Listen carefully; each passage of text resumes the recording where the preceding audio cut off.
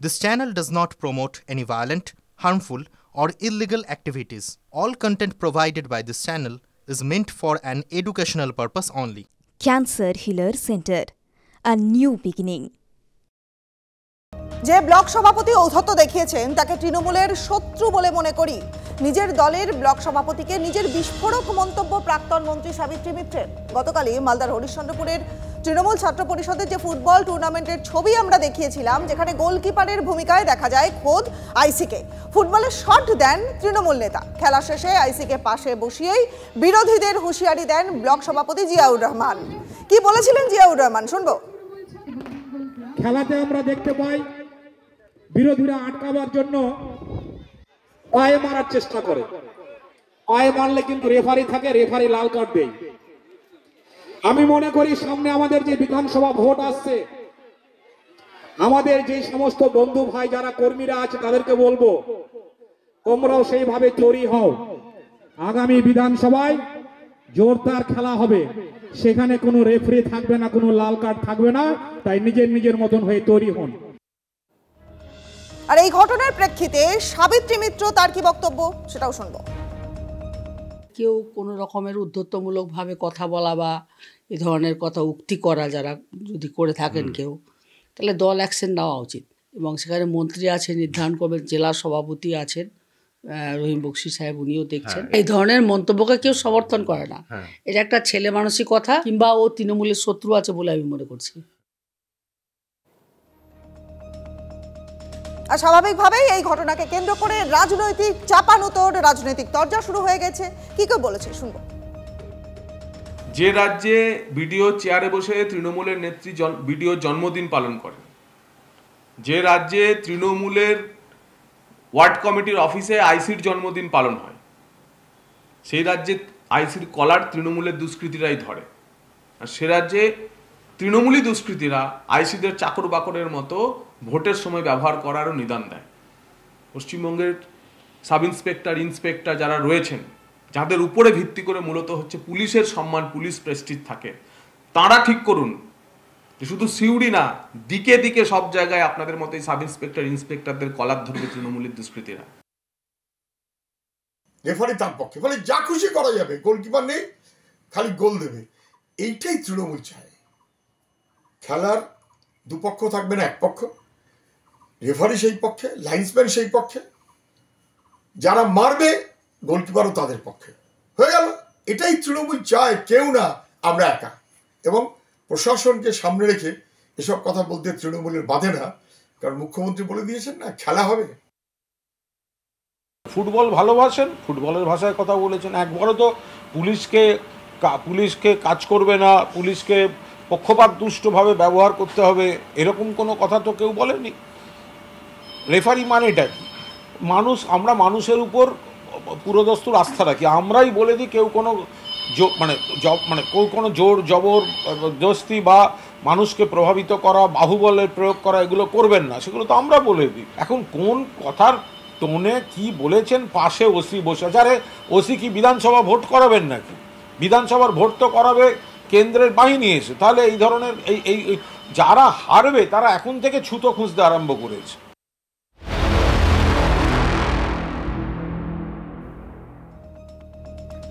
এবার শান্তিপুরের দিকেও নজর রাখবো। সেখানে সরকারি হাসপাতালে চূড়ান্ত অব্যবস্থা, রোগীর বাবাকে দিয়ে বমি পরিষ্কার করানোর অভিযোগ।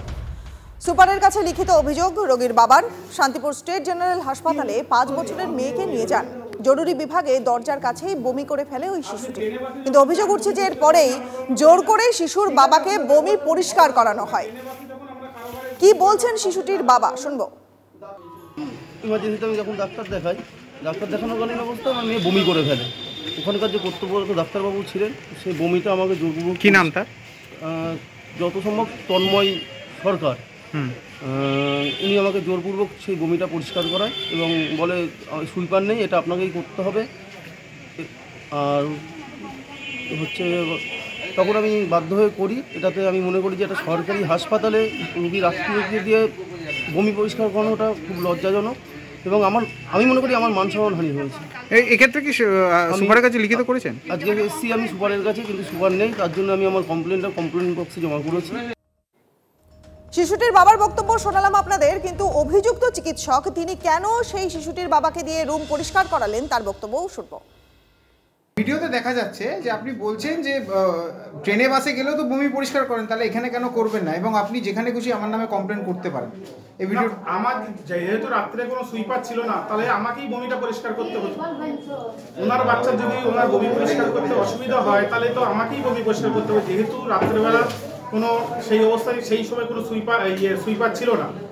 তো সেক্ষেত্রে এক পেশেন্ট, প্রচুর পরিমাণে পেশেন্ট আসছে, সেই বমির ওপরে পা দিয়ে মানে পেশেন্ট দেখতে হচ্ছে, তাহলে সেই ক্ষেত্রে যদি যদি বলা হয় যে আমাকে অন্যায় হয়েছে, তাহলে আমার কিছু বলার নেই। তাহলে কি হাসপাতালে সুইপার নেই?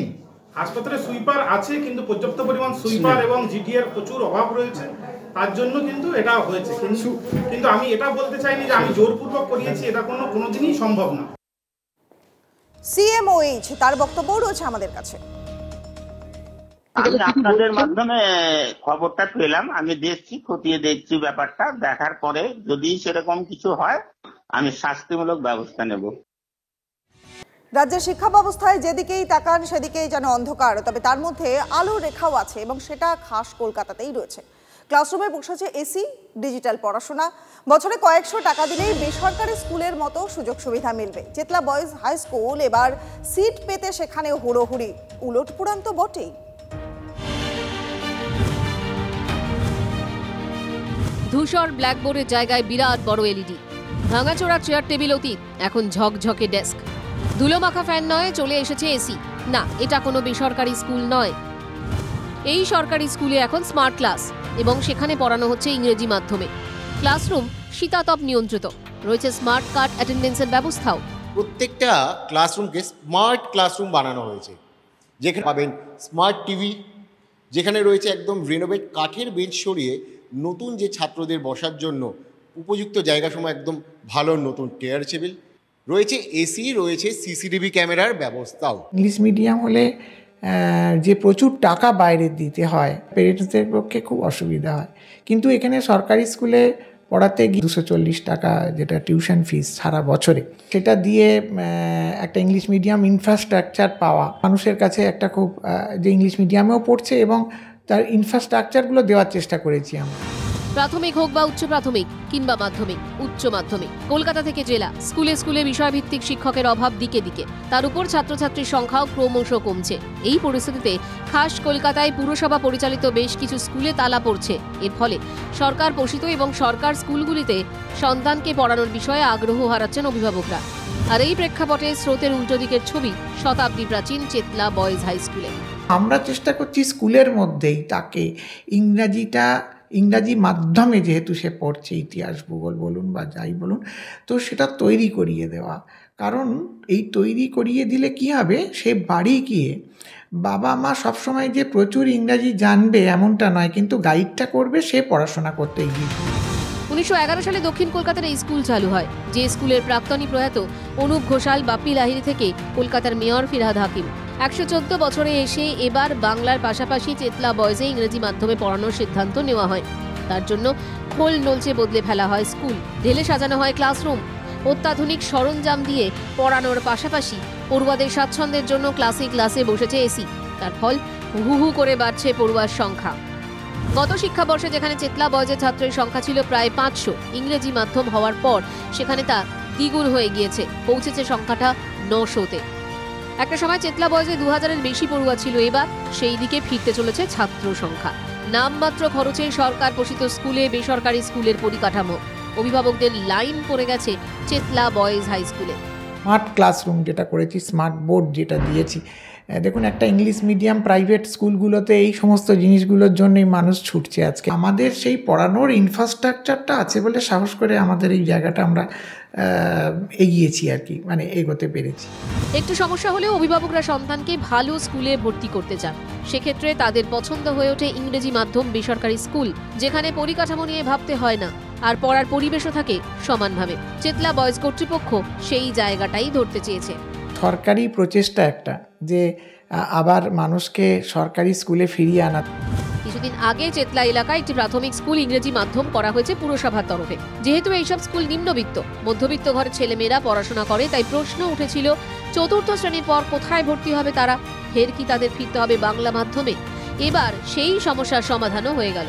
প্রান্তিক ঘরের সন্তানরাও নামমাত্র খরচে ইংরেজি মাধ্যমে পড়বে। সরকারি স্কুল ছাড়ার যে প্রবণতা ছিল তা যেন এবার উল্টো দিকে ঘুরছে। সরকারি স্কুলে যে পড়ুয়াদের ফেরানো যায় তা দেখিয়ে দিল চেতলা বয়েজ।